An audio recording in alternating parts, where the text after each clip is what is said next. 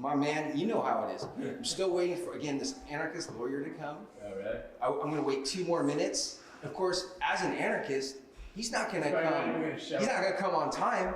You might not even show up. And when he comes, he'll disturb everyone's presence. Oh gosh, I hate this. So, does anybody know what this little initial clip is from, as my computer kind of freezes? This ape thing. And what does it represent? That's a good question. Well, there's a lot of discussion about what it is. But this bone was used to kill another ape, and he throws it in the air, and then what does it change into?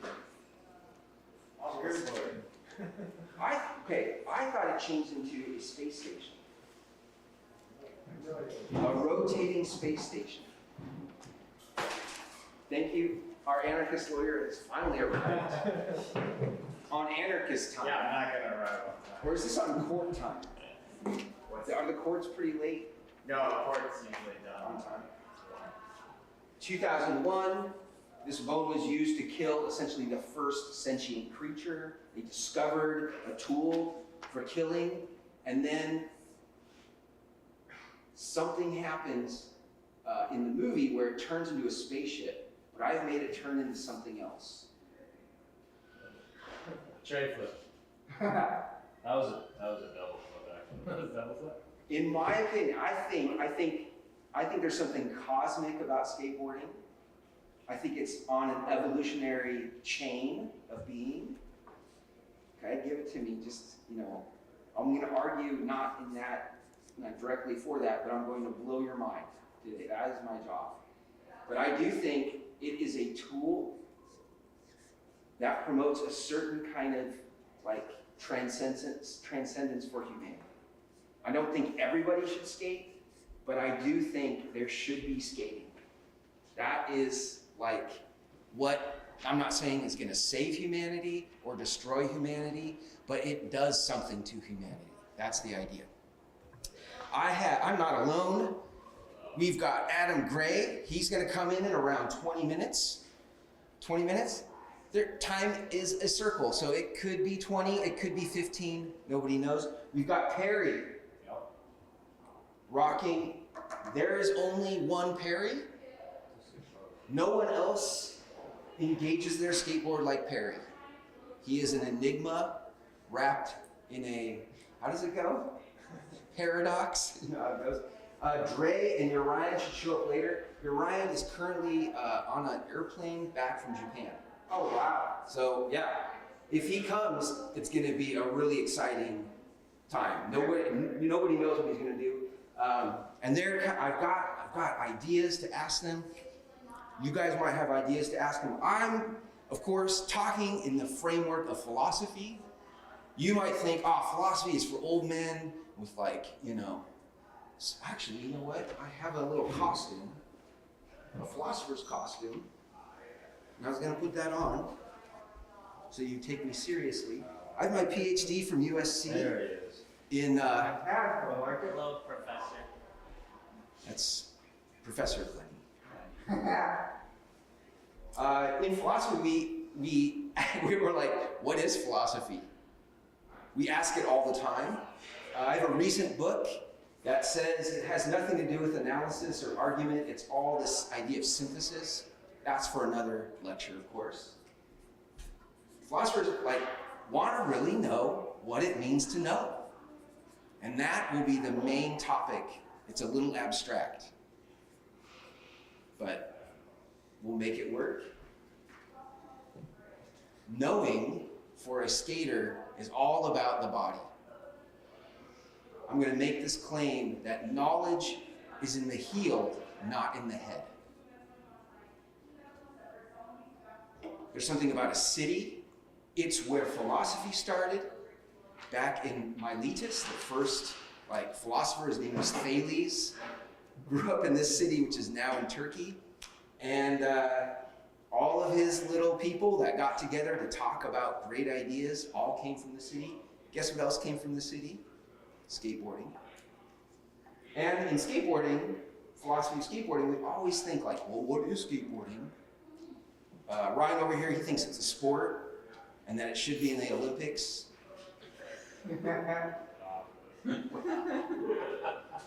Nobody thinks that. In fact, see, look at this. Isn't that crazy? If you think that, I'm afraid I'm going to have to ask you. Just joking. I would never create a hostile environment for a jock. Never. Some people think it's art. Some people think it's leisure, something that you do for the sake of doing it. Some people think it's like just a culture. Some people, like myself, thinks it is a crime. If it's not a crime, it's not skateboarding, in my opinion. No disrespect to the skate parkers and mini rampers in the room. I've got a recent book that just came out that argues that skateboarding is none of these things, or maybe all of them. It is a craft. Like old ladies knitting blankets, skateboarders create spots in the city. We'll get to that.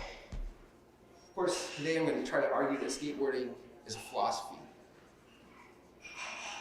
Here's my thesis for the academics in the room. Skateboarders are philosophers of the street. Here's my arguments. We'll go through one at a time. The first two I'm going to go for it in like 5 minutes. They're just very clear and obvious, and it will just bowl you over. These are a little bit more complicated. I'm going to have Perry come up and Adam to help. Ready for this first one? Skateboarders are stigmatized by Socrates. Just so I know who's in the room here. Everybody heard of Socrates? Now Perry gets it. Can you explain? Ancient philosopher who was stigmatized in Athens. He was not liked by the city people, by the citizens. And the main issue was he would corrupt the youth with ideas that their parents didn't want them to have. Secondly, he would just always ask why. So someone would give him an answer, and his response would be, why? And then they would try to answer why again, like a 2-year-old. He was very disruptive and annoying. People likened him to one of these like a horde of black flies biting you. Nobody could really understand his ideas, why he kept questioning. And when sent to court, the Athenian jury was like, can you just leave Athens? Or just stop? And he said, I will not stop, and I'm not leaving the city. So they killed him. He drank what's called hemlock.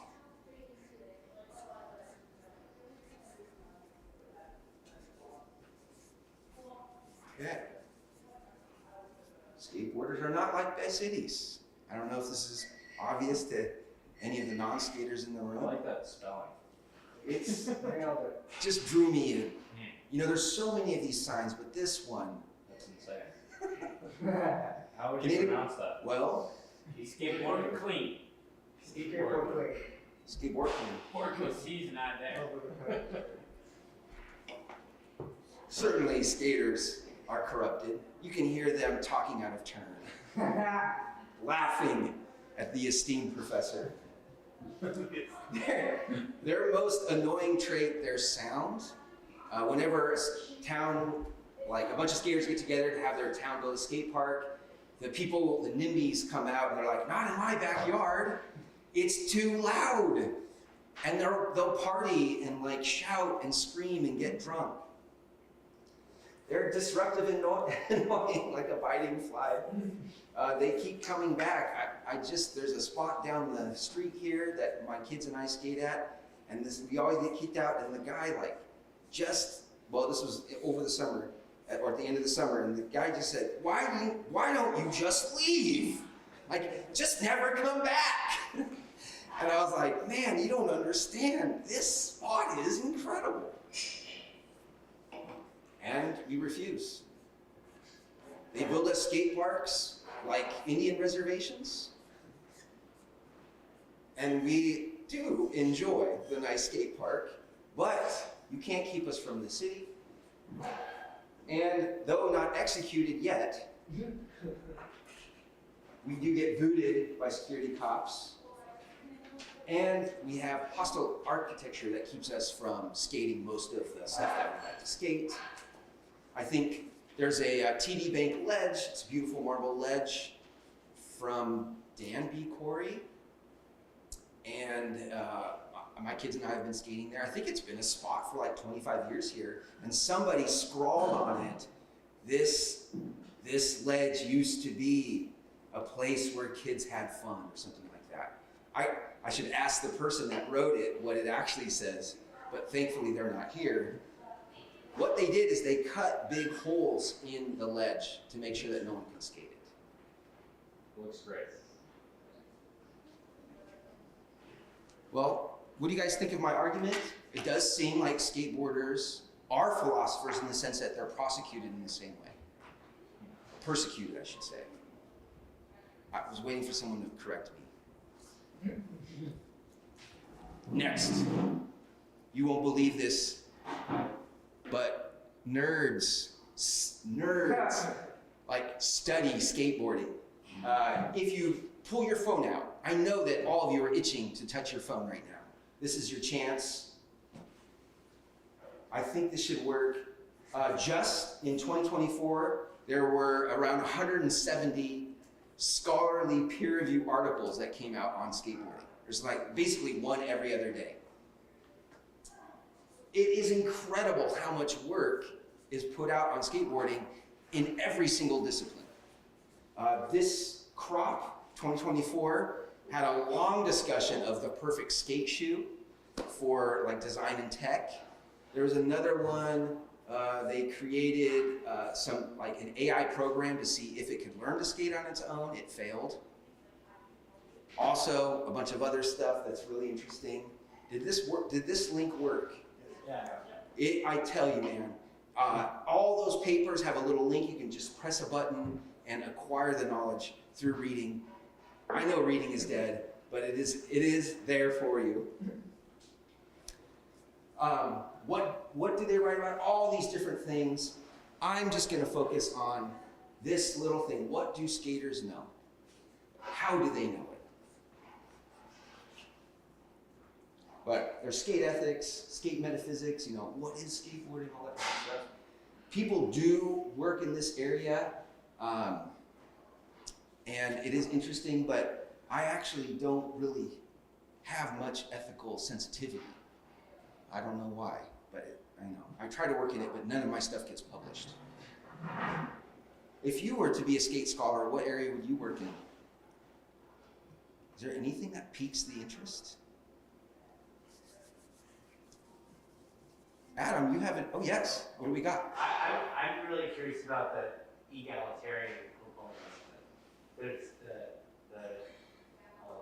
I don't know, just like the ethical component of like, are you a sellout or not, and all that stuff is highly structured and complicated. Yes. Unlike other cultures, I find it fascinating. It is. Yeah. My friend Thomas Kemp just had a paper called Weak Sauce, and it's all about authenticity in skateboard brands and how they repeatedly sell out, and yet somehow skaters still approve. So that it's a mystery, right? Yeah. All the way. Also, when I was a kid, Nike was evil, and now is there any skaters wearing Nike shoes? No, New Balance. Okay. It's amazing though. Nike has really come in its market. Yeah, I'm doing checks, fit checks. Okay, we're warmed up. Again, skaters are like Socrates, right? Persecuted. People study skateboarding like they study philosophy. Now let's get into the nitty gritty. Adam Gray, you're on in 10 minutes. Are you ready? I haven't gotten you guys to talk. It'll come. It's gonna happen.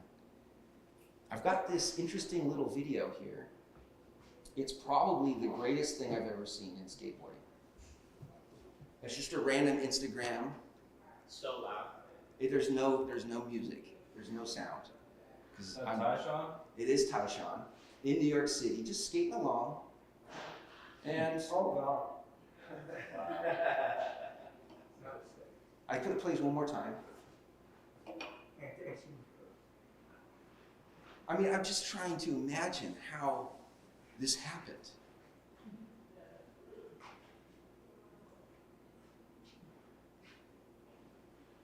That was so sick.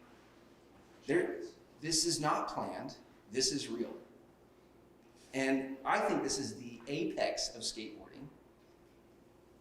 Who discovered this? 11-year-olds. And yet the city wants to say, hey, we should not do this. I mean, think about it, how unsafe that was, how disruptive it was, how corrupting of the youth. All these kids are like, oh, next time I see a big bucket come, I'm just gonna board slide it. It is shocking that skateboarding fits a lot of characteristics of philosophy when it's done in the streets. And I love this quote, right?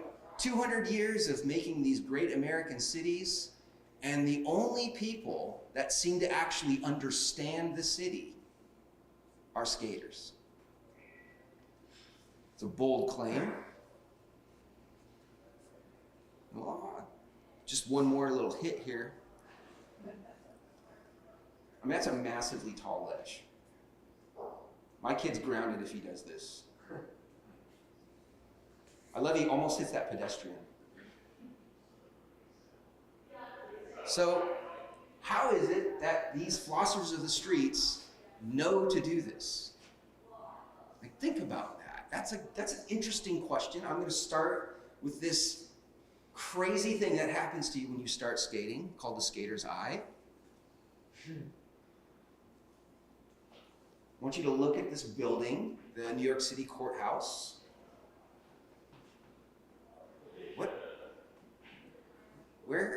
Where's your mind drawn? If you're a skater, you are drawn to one thing. It's incredible. Maybe you go like, oh, interesting triangle. No disrespect to you, but you might not have the skater's eye. You might have a designer's eye or something like that. This is the spot that makes a skater sweat.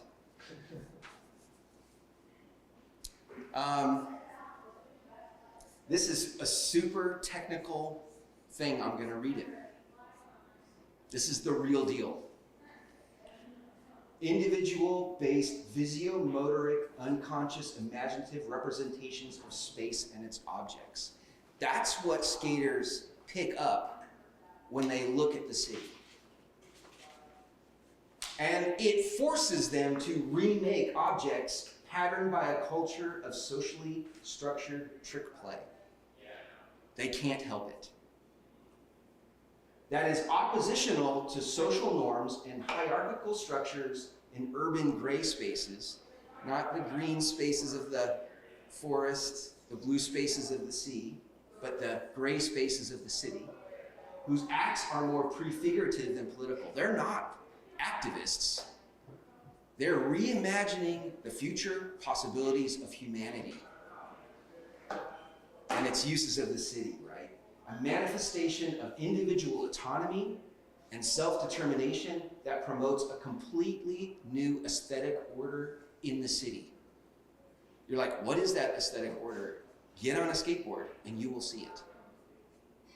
That's the promise.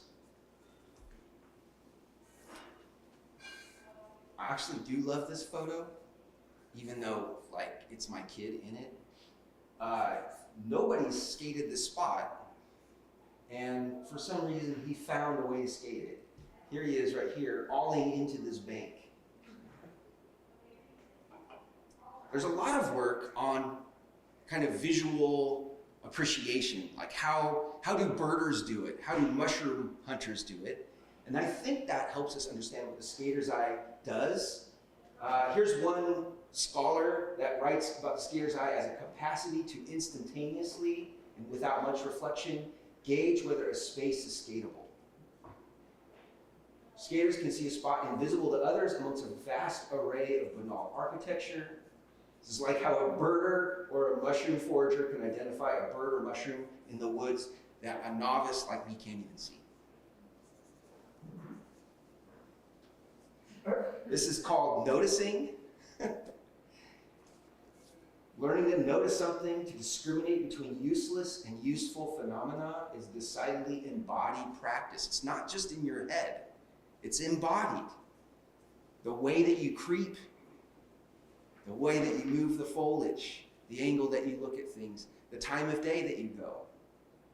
It implies cultivating a bodily register to attend to what's meaningful. From Matuski mushrooms? Gosh, is there?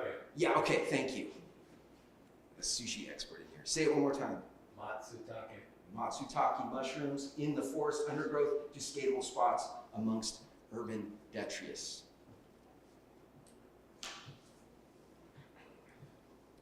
This has been known for a long time. This is like from 1987. It's like a little, it's hilarious actually. This girl wakes up and from eye surgery, and she starts like noticing certain things that she's never noticed before, and she's like freaking out because she can't control her eye when she's around empty swimming pools and stuff like that. And finally she goes to her surgeon, she's like, "What's wrong with my eye?" And he goes back and looks at the records, and of course he's like, "Oh, it was donated by a skateboarder. You've got a skater's eye." Back to this spot. Why? This is famous, called the New York City Courthouse Drop. We got Tyshawn again. If you've ever been there, this is above head high, and there's usually this gate around it, and that's when people like to do it, because it adds like extra bonus here. There's skaters are really interested in this enough to talk about it. And I think I only have, one second. I only have got volume on my computer. To get on that ledge, do your trick, and then land onto the bank to This is drop. Ted It's Barrow. not just guaranteed that once you land all four wheels on that thing, they're rolling off of a head-high drop. You could get wheel right and fall and land on the fence. I got zeroed back and switched back 5-0 on the out ledge, just beneath the bank, and Brandon Westgate's like back nose grind. Those two are both like pretty creative uses of that spot.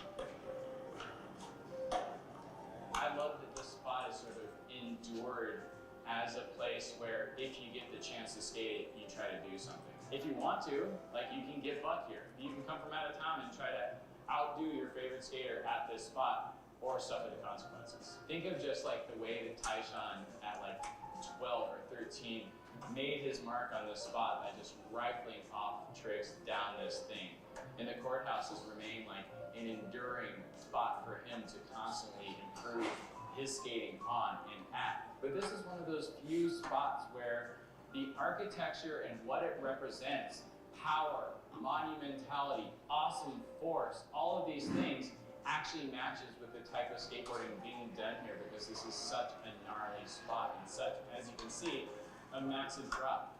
And ancient Roman buildings, just like this building, are supposed to make you feel small. You're supposed to be impressed with the awesome power that it took to move that stone from its quarry to the center of a city.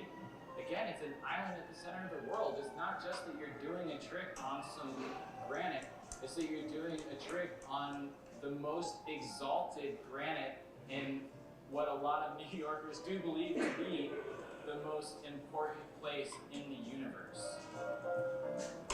I don't know if you've heard this,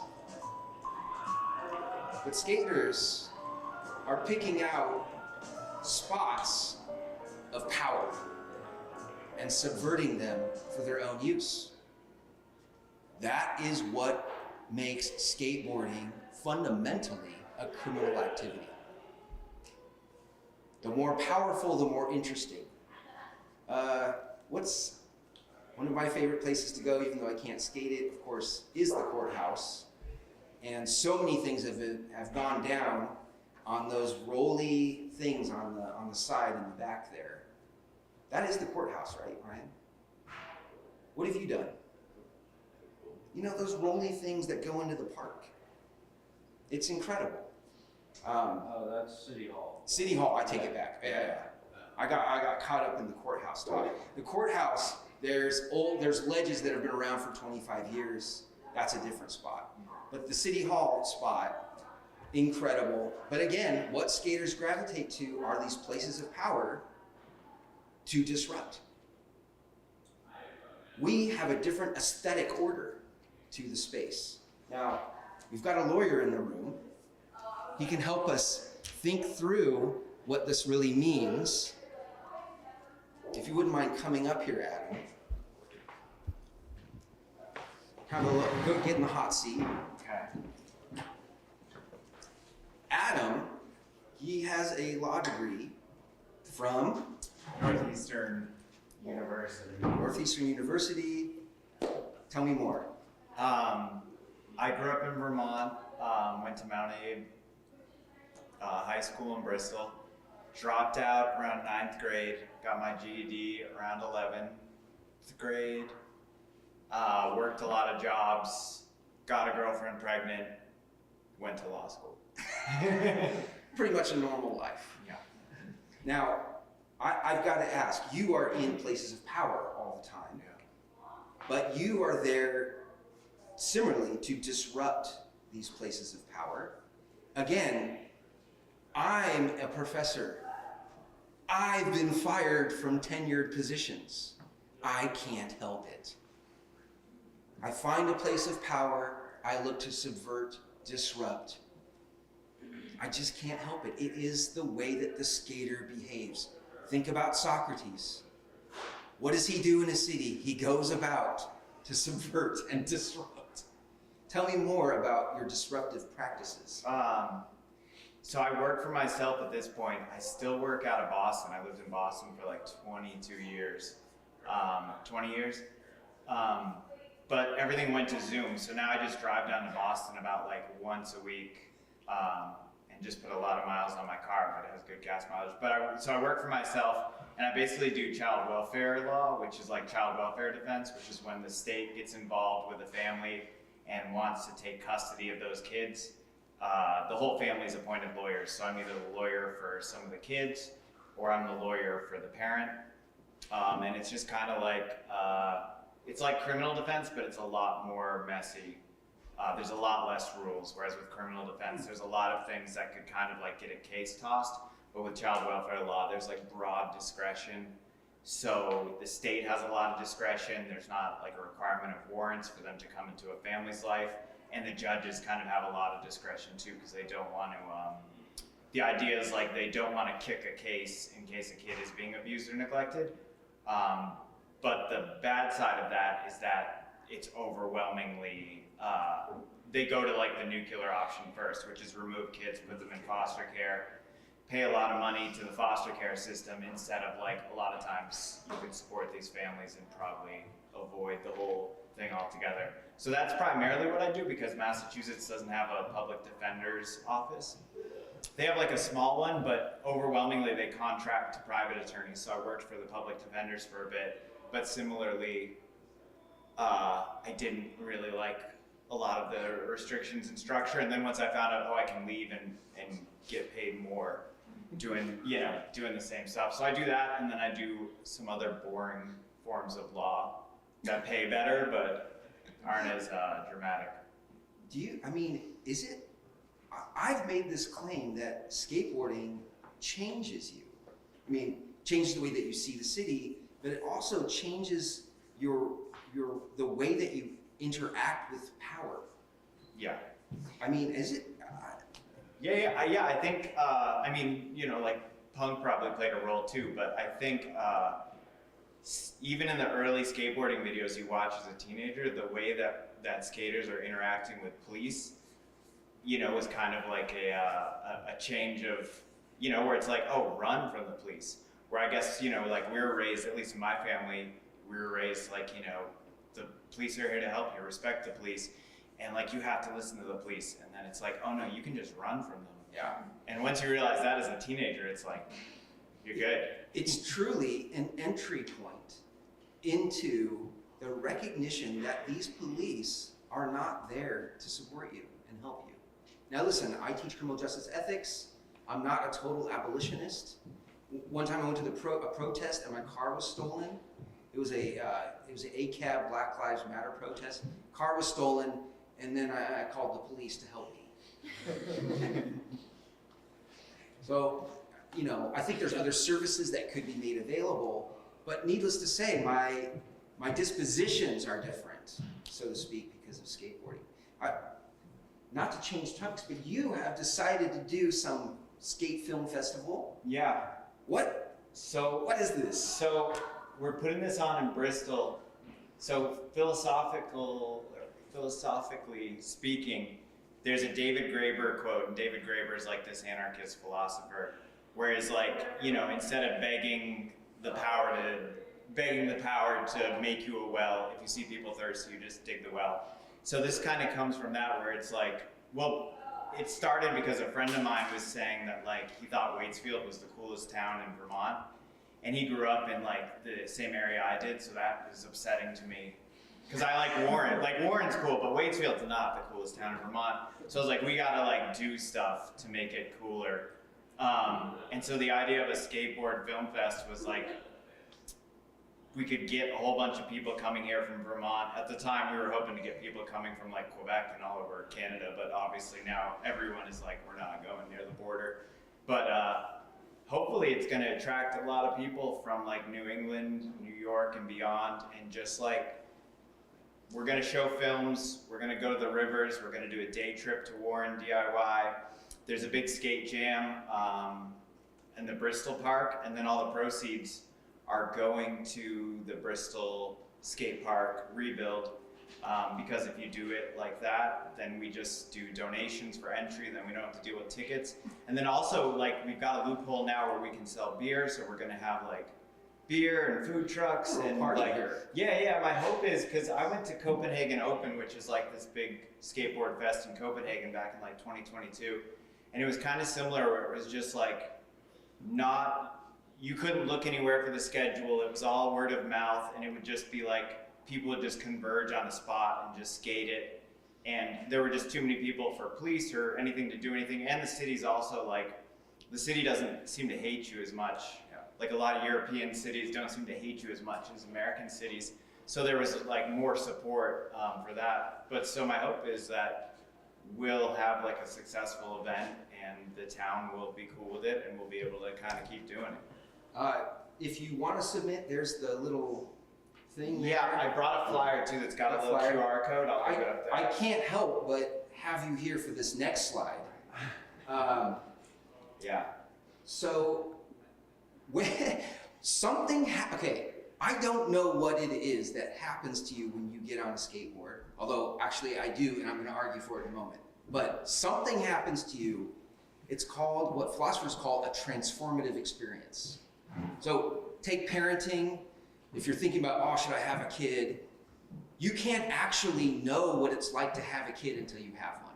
And then once you have one, two things change. You have this complete new understanding of the world and a new meaning to the world. And I want to say the same thing happens with skateboarding.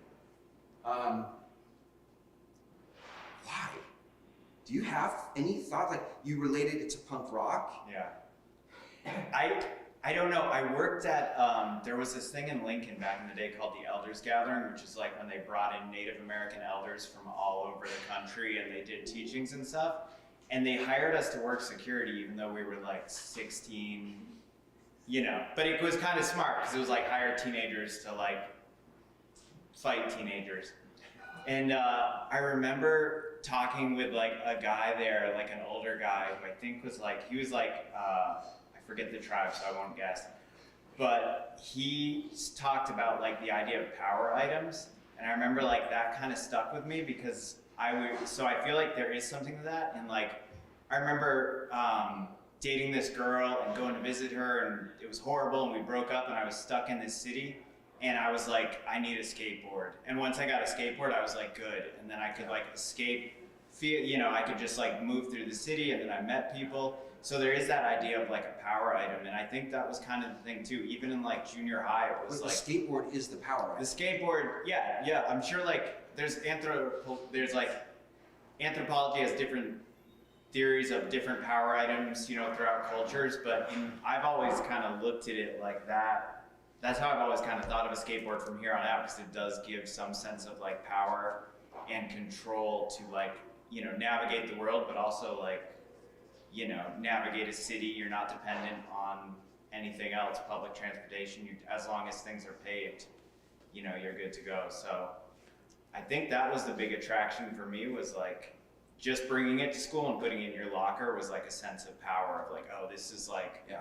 I'm not my worst moments in school. I'm like this thing that I go like fall and do horribly on. That is awesome. I've written 2 papers on skateboarding and colonialism, and I've never had the idea of a power item. Yeah. This is awesome. Yeah. There's a whole bunch of anthropology like papers on power items. Adam, let's give Adam a hand. Thank you so much.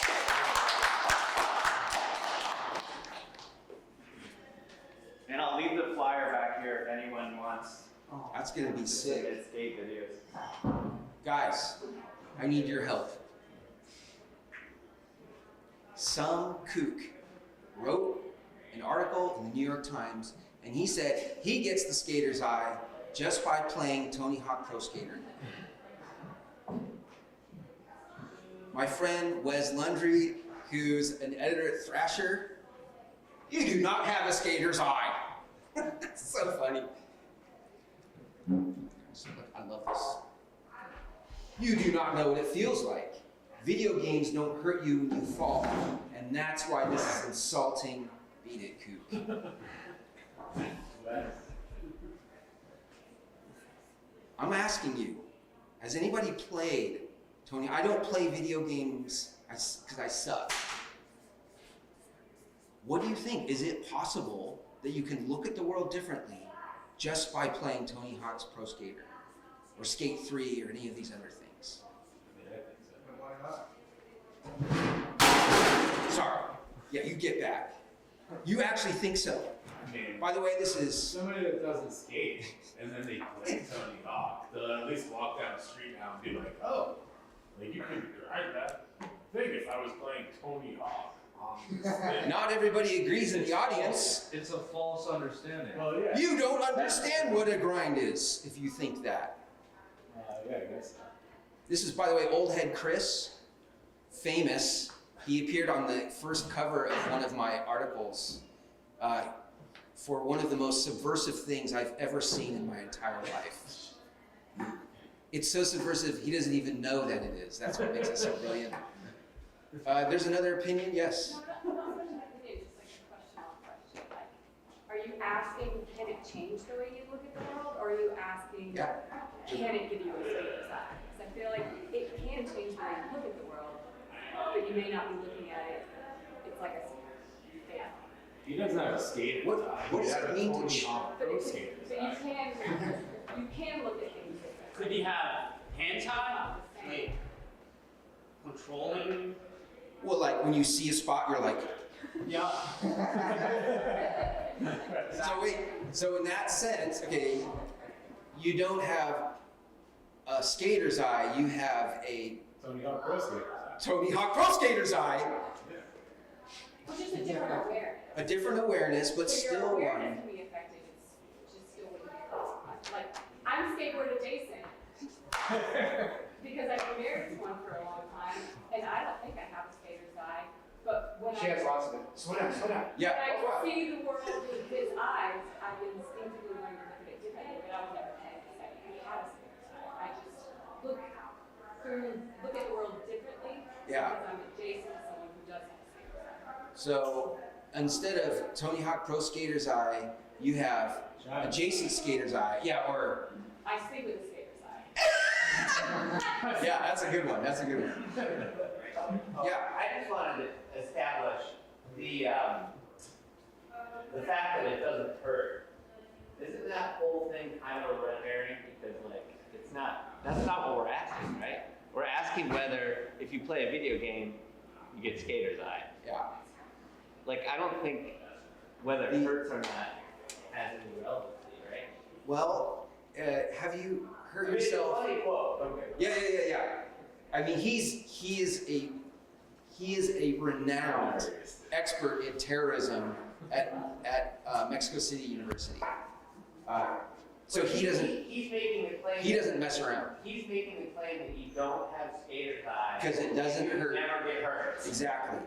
Which I don't know is like, is that, I don't, it's just. Well, I can understand that because like you might be like, oh, that's cool, but you don't see that like there's no out. You can't jump up. There's no way to not hurt yourself. I think what Lundry's saying is there's something embodied about the skater's eye. Yeah. And for instance, there's a place where somebody fell 20 feet onto a bike rack. You can't understand it based off a video game. Well, that's right. But I watched this video, then I went to the spot because I'm like, I just have to see this. And I could feel the pain of a prior injury just start to crop up. So I think part of the skater's eye is the degree of punishment your body will face if you attempt a trick at this particular spot. And some people might lack that second part. They might not have the skater pain eye because they just look at a spot and they're like, oh, let's just try. That's a compliment, by the way. For this part of the quote, the person even claims to have a skater's eye. Like in the more extended quote, does the first guy say, I have a skater's eye? Yeah, he actually does. Okay. Yeah. Because here he doesn't even. It's true. I know. Most reading's dead. Only for the quick quote. So, can I get a show of hands? And we've introduced a third way. Oh, I don't. No. Let's do it. No, Sleep I'm with not. Skater's Eye is going in a footnote. I'm not getting in a fight later tonight. No, but this is how skaters do. They're like, oh, you give us an either or. We're gonna do a both and. At least you're still human. Yes, still human. So human. How many of you are like, dude, you can definitely get a skater's eye by playing a video game? Please raise your hand. Respect in the back. Yeah, I think you. This is where the cool kids are. Okay. I'm not a skater. By the way, I work for the city of Burlington, and I can't wait to talk more about that. But I think you could begin to develop a skater's eye through a video game. But I think you're probably not honing a skater's eye until you sort of respond to pain. Some reciprocal feedback. Yeah. But that's just for the sake. I love this. Is great. Yeah. I mean, it's probably kind of the same as like fighter pilot simulation training or like Formula One driving. Like no one's gonna sit there all the way there to learn a plane or a car, but Okay. it can still help. Can I? Yeah. That's very good. I think it doesn't always have to be hurt, but I think there is like a physical compulsion where like when you see a spot and you're like, that's a spot, it's almost like a physical, every time you pass it, which is why you talked about getting kicked out and still going back. And it's like, that was kind of a thing too, where it's like that itch had to be scratched. And I don't know if that's a part of it. I feel like that's a part of the eye though, is like the way your body reacts. And he might not have it. He might say, oh, that's skatable. But he doesn't have the full embodied reaction. Includes some pain, an itch. How many of you think you've got to be a full skater to have a skater's eye? Full embodied, painful experiences. Thank you. And how many of you think there's a middle ground here? And it can be both and. There's a middle ground. Okay, this is what I'm going to argue then. By the way, I have about 15,000 words on this and no breakthrough. And this was the breakthrough I needed. Tony Hawk Pro Skater Eye, I'm going to quote that. I'll footnote you. I'll just say you're Travis's. No, I'm going to say you're Travis's wife. So, I'm not misogynist. I just This is remember supposed to be- back in Yeah. fucking kids that played that shit. Like I would play that game so much that I went to sleep and my thoughts turned into the game. Okay. Here's the next question, people. There's two streams in your visual cortex. One that's unconscious and controls action. The other that's conscious and controls thought about your action. There's a huge debate as to whether or not the skater's eye is in the dorsal stream, it's pure action, no conscious thought about it, or in the ventral stream. Can you repeat the first part? Just what you. This is the ventral stream right here. Skater's eye sees action properties consciously, and they cogitate, ooh, should I do that? But some people think that's not really where the skater's eye is. It's in this dispositional, unconscious, embodied understanding of the space. I think that's the difference between a good skater and a skater like me. I'm thinking about it too much. That's great. It's also where intention and intuition kind of take over, right? Someone just came in 30 seconds ago and just started dropping knowledge, respect. Say that one more time, I was so shocked. It's where intention and intuition kind of So we got a philosopher in the room. Okay, yeah, exactly. You mean the conscious part? Right. Yeah. Like, I'm going to do frontside drive up, and then I do that, and then all of a sudden I'm not the other. Wait. And like, are you a skater and a philosopher? I'm amateur skater, amateur philosopher. How do you know about intentions? Okay, sorry. This raging debate is schematized right here. Here we have the skater's eye provides what's called visuomotor phenomenology. Namely, like you see it, you can cogitate on it, it's conscious to you, but it affects your body. Here is the, essentially, like the indirect view where you cogitated about it, but it doesn't really affect your body. It's like a rational thing. So this is rational, this is pretty irrational, but it's still conscious. And then our unconscious stuff over here, it could be that you're unconscious to you have all this imagery on how to skate a spot. You don't even know you're playing it through in your mind, but you actually are. This is my friend Gabri. And here's the other view. Skater's eye provides an inference to action properties via geometrical properties. So in other words, both of these views right here say that when you look at a spot, you're actually seeing its geometrical properties and their functionality for your skateboarding.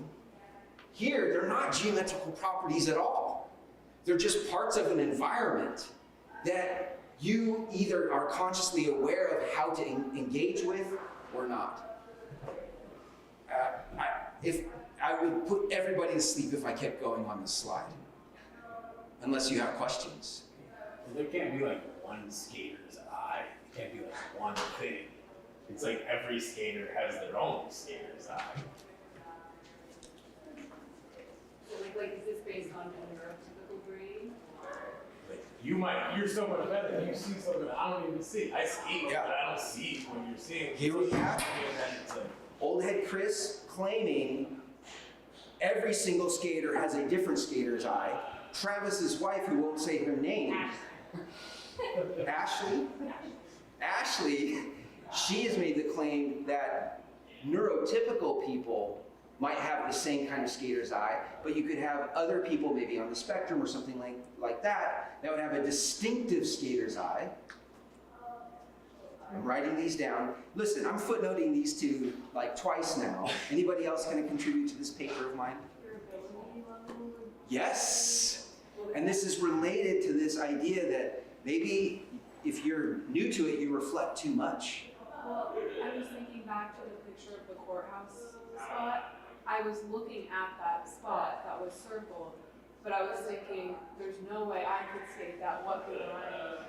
see, I looked at that picture and saw the curve in the background. And I was like, And hey, maybe that's spot over there. I was looking at the stairs. It's not chopped. Like I was looking at the big See, guy. Yeah. All the way on the right. See, all the Yeah. way on the right. I looked at that and I was like, oh, that looks like a spot for me. Yeah, All the way on the right. Yeah, right there. These are beautiful ledges, by the way. See, that was like, that's my Chris, it's not. It's 3 feet high. Oh, But yeah, in your imagination, yes. Yeah, for me, oh, what a great nanny cat. And so maybe you were like, I'm well, looking initially here. my eyes like bouncing around to where can I skate on this, but in the end, I'm like, well, that's the spot. Yeah. What can he do? Because I know he's a great skater. Yeah. I can tell you that he can destroy his body on this spot. Die. This is very helpful. What if this is on Tony Hawk Pro Skater? You can skate any part of it. You skate the roof then. It's not realistic. Well, just a second. Exactly. Exactly. But this is my question. Tony Hawk Pro Skater eye is not bound by gravity. It's a completely different eye. Am I gonna have to cite all of you? This is groundbreaking for me. I have a question. So is it just about skating something, having the skater's eye? Because when I first started skating, I found there's a language barrier because I didn't speak any English. Different skater's eye for different linguistic. Yeah, that's good. Because I didn't speak English and I was given a Is there a Moroccan skater's eye? What does that mean? Well, I thought you were from Morocco. I guess. Sorry. If I had a skateboard, I'd just throw that. You do. You got one right there. The small one. That's not this. No. I would focus it, but it's plastic and it just bends. This is a skateboard from the 1970s, and I ride around on it, and people think I'm a poser. But inside, I know that I'm actually more core than anyone else in Burlington when I skate this, because it's so old. No, you're not. Not easy. It's true, I'm not that core. I think the real risk part of it is to stick up for Wes. Yeah. The pain. There's no risk to the Tony Hawk Pro Skater, so therefore that could be core like what you said with the pain, because you just try, and you're not putting up anything. So it's almost like part of the skater's eye is a risk assessment for your particular ability and your past experiences and maybe the way that you think about the world. All of this is an assemblage. It comes together and creates, and everybody has their own skater's eye. Yeah. Well, that's a great idea. Because you might say, oh, this is possible, but like it's not like Yeah, if you have a Tony Hawk skater's eye, you can not even skateboard and play Tony Hawks, you're not even a skater. Yeah. You know, so it's like it's not just it doesn't make it. Like you're like, oh, I can ollie up on the ceiling right there. Yeah. Grind it. So yeah, that's what But you're a Tony Hawk Pro Skater. Yeah. In that case. Yes. Adam, you want to jump in? And to what Ashley said, kind of, is usually it's like an assessment, and as soon as I can do it, it's who do I know that Who do can I do know it? that? Like, you know, I'm like, okay. And then you're like, text Jonah. Sean Hey, or Jonah, Jonah, yeah. I got a spot for you. Yeah. You'll get on Hall and meet again. All right. Just quickly, since I picked this board up right here, this is where skateboarding came from. And most people are like, oh yeah, it's like 60s or the 70s. Dude, it's like the 40s. You just didn't have much photos, much photographs back then. In '66, we have this documentary called The Devil's Toy in Montreal, Quebec. It's like a documentary, it's like 20 minutes long. And it's literally like, insanely like, these skaters are evil. We need to stop them before they take over the city. And you just have clips and clips of these people on boards like this, disturbing, subverting, getting arrested, their boards taken by the police, etc., etc. It's absolutely fascinating. Of course, the Simpsons are nothing without skateboarding. Oh, wait a second. I think Godspeed You is playing in the background there. I apologize. Needless to say, this is from '88, the first Simpsons ever, and it's just Bart skating with his sisters. This is suggestive of the fact that, like, skateboarding is kind of mainstream. It's interesting to non-skaters. I find that totally fascinating and bizarre. I want to, like, figure out what that really means in terms of mainstream sports and skateboarding. This is the last little segment. I'm going to talk about this thing called stance. This is a body disposition that very few people have and was probably discovered by skateboarders, not surfers. I'm gonna have Perry come up and talk in about 5 minutes because he has a stance nobody else has, like ever. Look at all these beautiful sports. They are sideways sports. What's called lateral sports. You have betterment if you're left-handed or right-handed, left-footed, right-footed, left-eyed, right-eyed. Skateboarders don't care about handedness, footedness, or eyedness at all. In that sense, it should be a non-lateral activity. Familiar with surfing? This is from like 1910. This is one of the first photos ever of someone going sideways on a surfboard. 1910. Because they were facing forward. Everybody surfed like they skied. That's very The term goofy didn't come about until 1965. Goofy is when you have a stance that's right foot forward. That's not footedness, as I'll talk about in just a moment here. It's something else. So these old like Hawaiian kings that surfed, they skied the waves essentially with their big boards. I did a survey with this Brazilian Japanese skater to try to figure out if there's any correlation between handedness, footedness, eyedness, and this thing called stance. By the way, what is stance? Does anybody know what a stance is? Look at it. The skaters are like, I'm not saying it. Everybody knows, right? Ryan, what's a goofy stance? Right foot forward. Left foot, and what's a regular stance? Left foot forward. And is there any in between?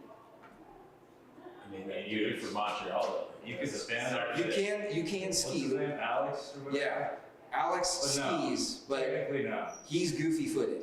Right. Every skater is either goofy or regular. There is one. Skate-goat. Who? Skate-goat. Who's that? He skates both ways. Which one? Doesn't Skate-goat? Yeah. Is he an animal? He's like ambidextrous. Yeah, he's. Rodney Mullen just claimed that he is stanceless. I could see that. So there's very few people that don't have a stance, but having a stance is quite natural. And here's the big thing. Regular and goofy is basically 50-50 across the skateboarder population. Whereas handedness is like 90% right-handed. Footedness is 80% right-footed. So it doesn't seem like stance is a normal lateral thing. What's more, stance is embodied. It's part of the body, it's not part of a limb. This is how some people talk about it. It requires that the entire body strike a balance. It's as if the body is always falling on the heel side, only to be caught and shifted to the toe side. The constant state of correction presents an entirely distinct axis of movement. Some bodies strike this continual balance better with the left foot forward, or the right foot forward is goofy. A sideways axis seems to be one that requires constant updating, continual movement, and posturing, a perfect axis for board sport activity. Nobody else has a stance but skaters and, of course, snowboarders and surfers. Nobody. And it's completely separate from handedness and footedness. I'm going to say this. I think skateboarders discovered stance. They were the first to call it goofy, and surfers stole this from them. The argument's in this little book.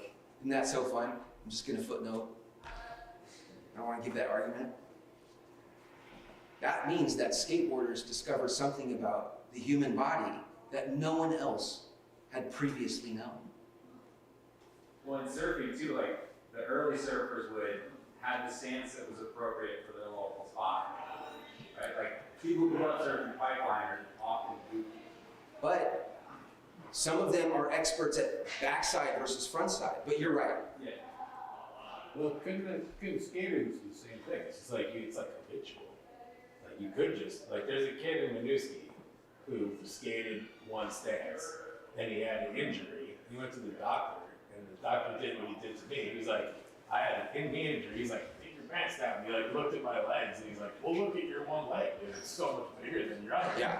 Right? Everybody got the big leg problem. Right. And then the kid was like, well, I'm just gonna skate switch. And I was like, I was watching him skate. I was like, damn, this kid rips, dude. And the kid next to me was like, you know, everything he's doing right now is switch. And I was like, shut up, dude. And then I talked to the dude, and he was like, I was like, do you ever skate your other stance? And he said, no. And I go, are you ever going to again? He goes, yeah, when switch feels the exact same As regular regular. stance. And then I'll go mix them back. Okay. Chris, old head Chris just dropped a knowledge bomb, but I need to get there slowly. Again, just to test, what stance is this? I'm not asking the skaters.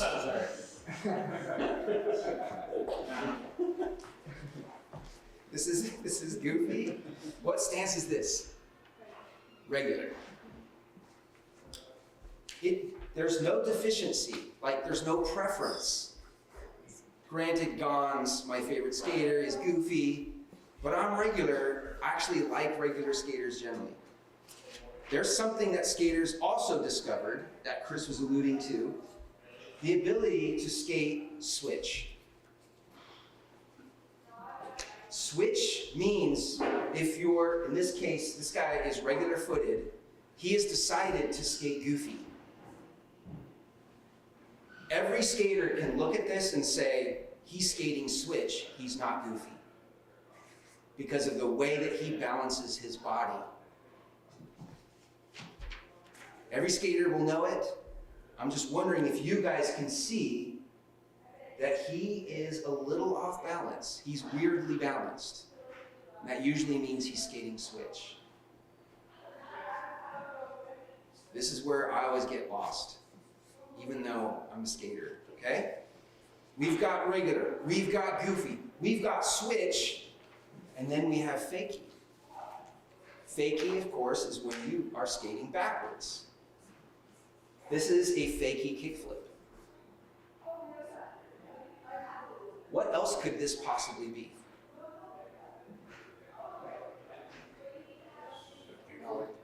Nollie kickflip.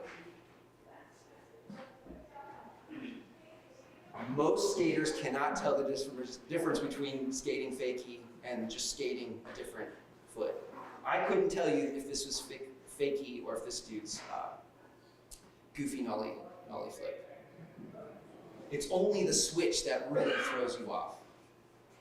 So again, we've got categories of different ways to skate with the skateboard, how that body interacts with it, and most skaters don't know those categories when they're watching skateboarding. But they know their category and they know how they do it. There's a famous skater who would watch all the videos through a mirror so that that skater would be skating in his stance so that he could kind of imitate him. But very few people do that kind of stuff.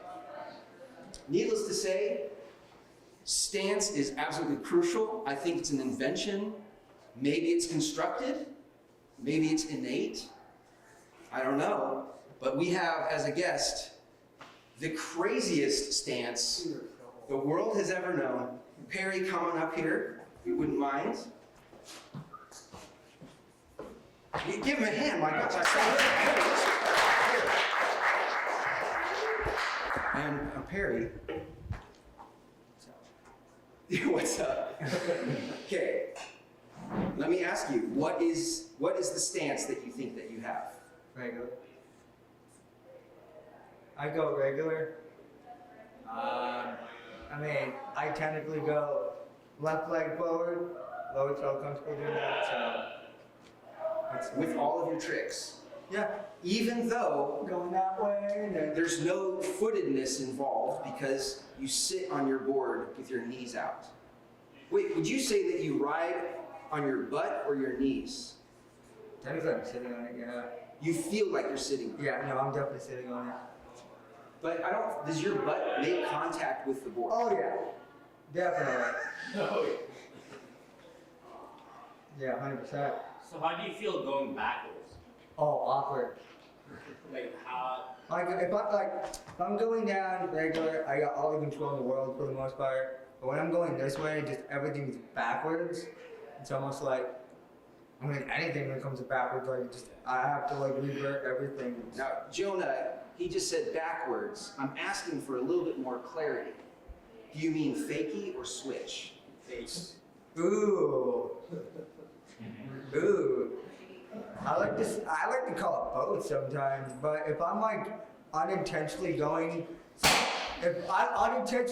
switch, then I call it fakie. But sometimes if I know I'm gonna go backwards, then I call it switch. Can we just say it? Okay, sorry, 1 second. This is groundbreaking. Yeah, that makes sense. I feel like I'm gonna like do a trick. I'm sorry. Just 1 second. Perry. Yeah.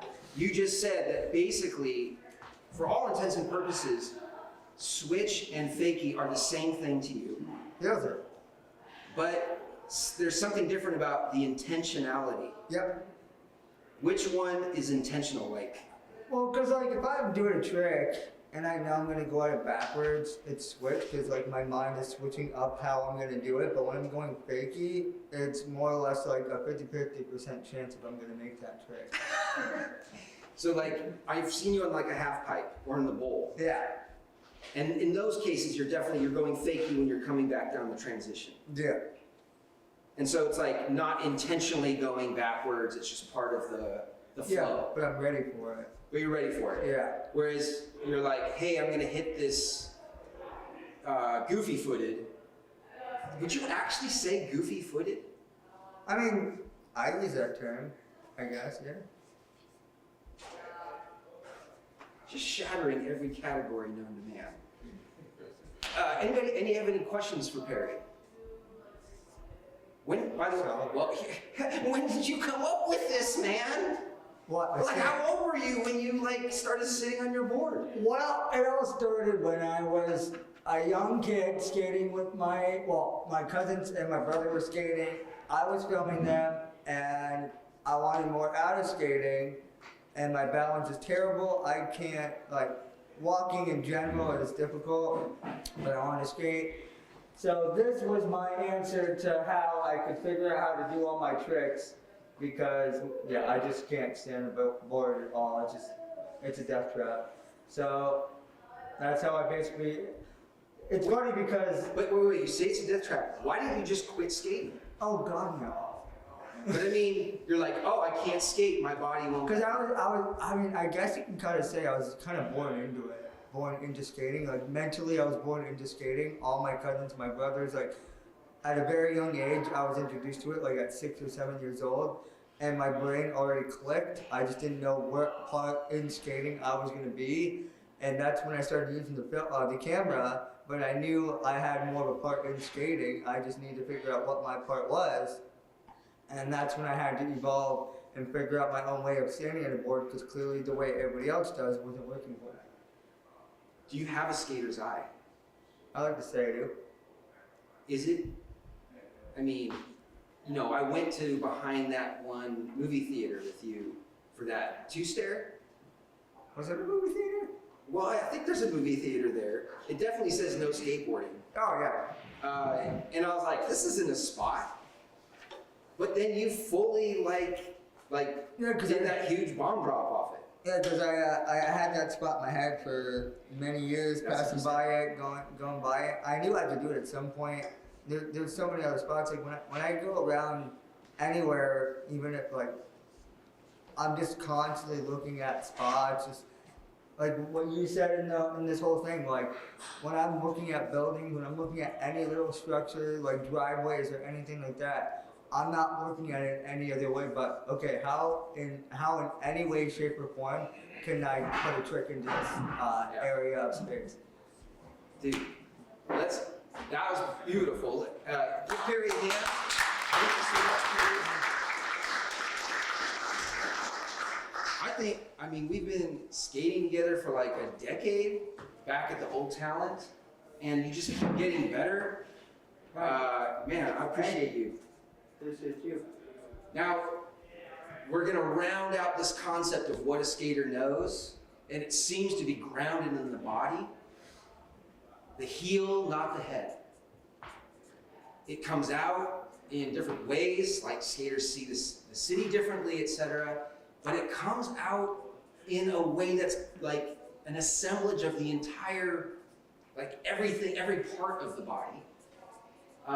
This is a word of how when every part of the body learns something, it's in skillment with one eld. Don't ask me why. Ask the anthropologists. And it has these three different components to it, but the real big issue is if you study sailors, as these anthropologists do, they know the sea with their legs. Sea legs doesn't mean you have balance on the boat. It means something else about the way that you know the sea. Land legs, that means you know the land, right? You're getting your land legs back. Doesn't mean you're trying to find your balance purely, even though it comes out, it manifests in that way. It means you're trying to find your home back in the sealess landscape of the land, right? I think what skaters are really about, what they really know, and in the sense of like how their knowledge is in the heel, is they have street legs. Every city is different, but every city is a city. And when you enter that space, you are like a sailor with their sea legs. You know it. You know it in a way that a non-skater does not know. This is Danny, beautiful quote. Skateboarding is a state of flow. Unthinking that unites in a sudden movement, years of practice and hard work with the navigation of an immediately present physical environment. That the ecology that you're in is crucial to the way that you know your body, the spaces, etc., etc. I actually do think, and I'm just gonna add Socrates to the lineage of skateboarder. He was in the street disturbing the peace. He was persecuted and prosecuted. He could not help, and he refused to leave the city. Socrates is a skater. I think you could really kind of extend that sense of like stoicism, and it's like kind of came out of Socrates' thinking. But the whole idea of you have this built environment that's around you, and it is what it is. How do you deal with it? Right? How do you interpret it? How do you subvert it? You know, to have some fun with it. So I think that kind of aspect is really kind of where the good tie-in is with you know, we have the built environment, we have these neighborhoods, we have these curves and stuff. Yeah. Let's own them. Let's make them our own. Let me add to that. The city sucks. It's built to suck. Do you know why? When you feel sucky, you've got coping mechanisms. Consumption. When you're in a city, you're like, I just need to buy something, and I don't know why. It's because your life sucks at that particular time. Skaters figured out a way to make the city not suck. They don't have the impulse to consume products in a capitalist landscape, but to consume these throwaway non-spaces that nobody else cares about. And in that sense, they've built up a craft to remake objects patterned by their culture. Just, again, like a grandma knitting a blanket, except for if the grandma were in a rainstorm or something. Because of course the city is not a place that's really hospitable to humans. It's a gray space with little biodiversity, but a lot of gray diversity. In that sense, right, it already has this mapping of a new aesthetic order.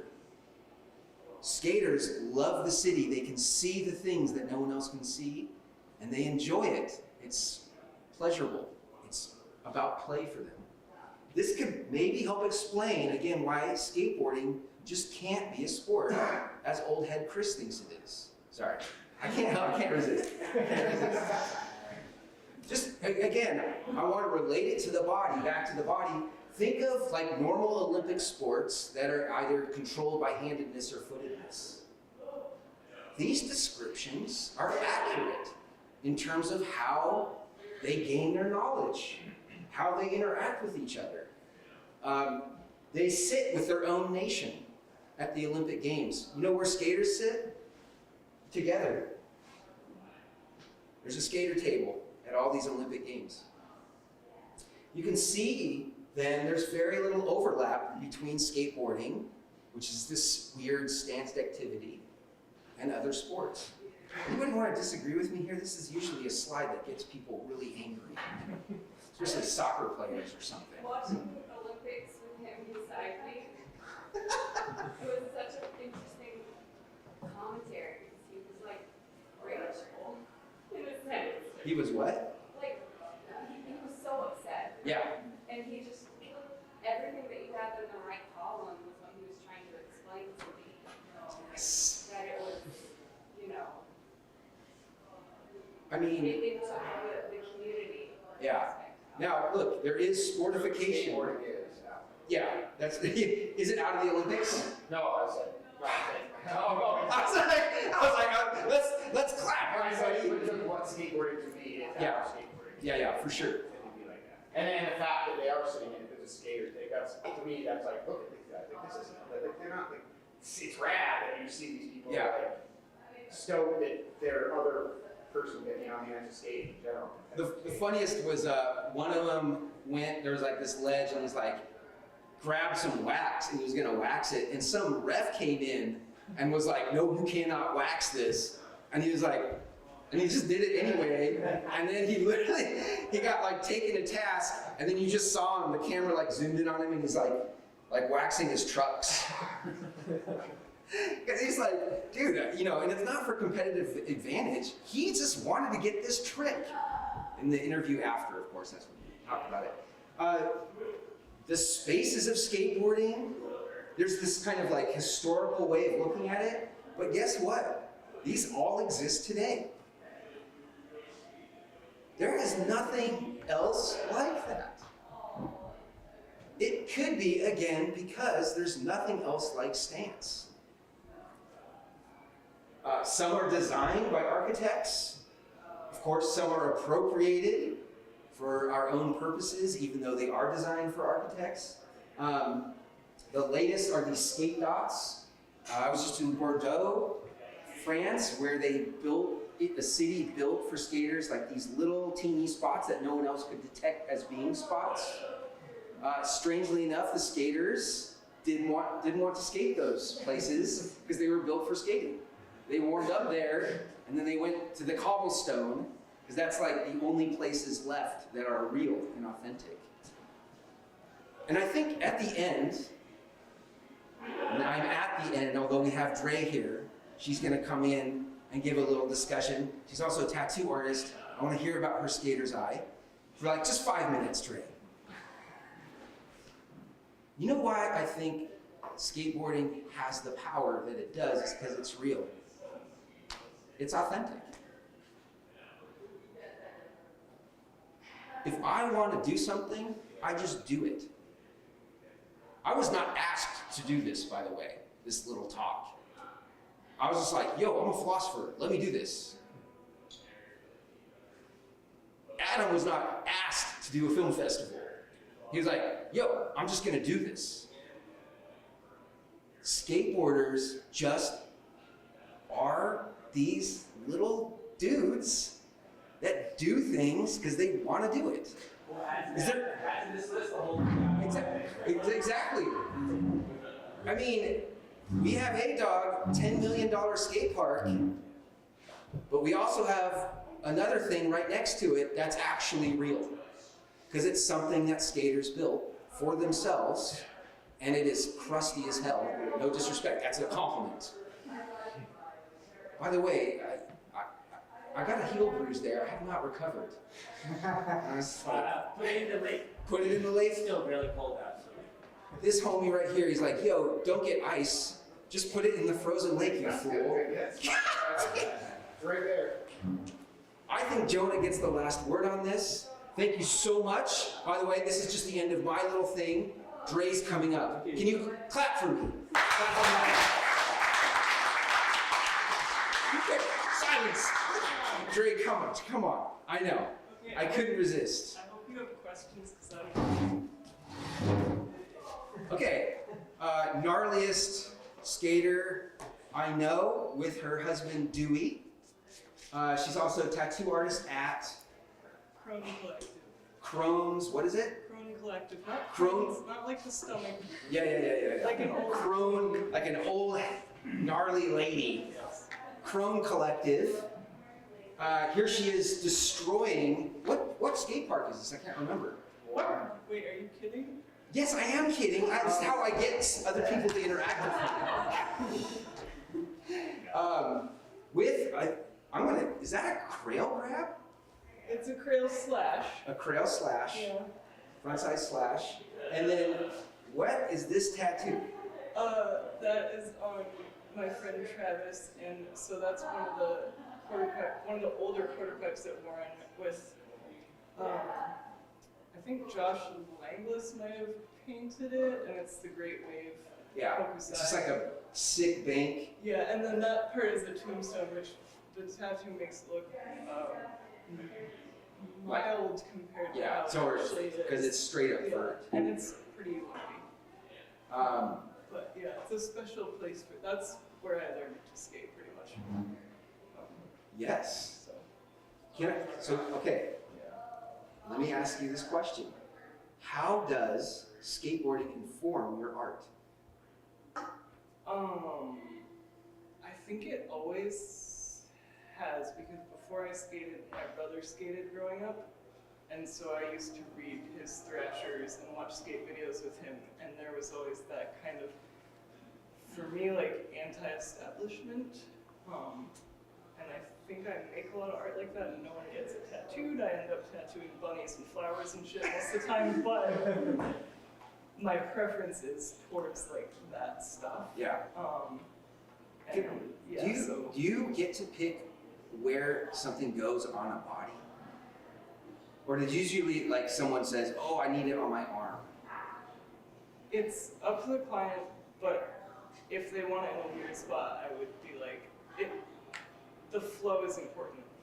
And there are definitely correlations, but the flow, like looking at the way it moves on the body is really important. Okay, we've gotten to the crux of what I want to talk about. And okay, so just like 30 more seconds. I don't want to. No, that's okay. I'm not a public speaker. It really does seem like the body is a surface for you. Yes. And you might have a tattoo eye. I hope so. So, okay. Such that you might say, tattoo would look really good right there. Yes, I see what you're getting at. Such that you might also say, can I put a tattoo? I kind of feel the need to tattoo there. Yeah. Do you, That's the same. would it matter, this is, what kind of art is tattooed there to you? As long as it makes sense with the body, the flow, that's what it's the biggest thing. One of the biggest things. What do you mean by flow? You know I'm gonna ask. Yeah, just that like, it works with the, I'm also a massage therapist, so this doesn't help because I know the anatomy really well, so, like, the way that it works with the muscle fibers and like, just I guess the kinesiology, like the way we move our bodies, so when you turn, things are gonna change shape, and considering that, that it's gonna look different in different ways, and so looking at it from different perspectives, which Yes. is like skating. Yes. Can I say the one thing that I wrote down last night that is, so, okay, you know when you're skating, I can't skate rails, but like a ledge or coping, how you want to look ahead of where you're going, otherwise you're going to fuck up and fall off. I think about that in tattooing like 90% of the time when I'm pulling a line. I'm like, you gotta look ahead, like pretend you're, you know, on a ledge or something. So that's, there's a lot of things like that. Are there pebbles on skin? By the way, if a skateboarder is skating along a teeny pebble, could destroy their joy and comfort. Are there pebbles in your tattooing? I mean, their skin is insane. There's so many different types of skin, like thicknesses, sun damage, pock marks, whatever else. So it's constantly adapting to whatever's going on, and every person is different, and age is different. So it is like, yeah, I think adapting is a big part of it too, which makes a lot of sense. Let's give it up for Brandon. I'm not saying that this is why you should have a skater do your tattoos, but it seems pretty obvious. Chrome tattoo. Chrome Collective. Oh my gosh, Chrome Collective. Yeah. We were supposed to have this little turd come through, but little baby, like, you know, he's in Japan or something like that, or he's still on his flight. But Urian, he also recognizes how skateboarding has influenced his choices in music, the way that he records music, and this is essentially the moral to the story. Guys, you don't have to take skateboarding seriously, it takes you seriously. You just let it do what it's gonna do to you, and it will change your life and turn you into a deeper, like more knowledgeable person. You just have to let it do its work. Keep getting in those streets, keep getting into trouble, good trouble. Didn't we just have that quote from Cory Booker? Get into that good trouble, which pretty much means bad trouble in my opinion, but good trouble nonetheless. I'm begging you, don't stop going into the city. Don't stop being in the streets. Do not leave the city.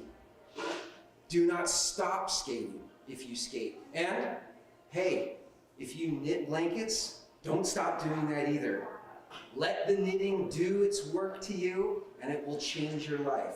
Whatever craft, whatever philosophy you pursue, it's doing the work, you just have to let it. Just keep up the practice. Thank you again, everybody. Appreciate you.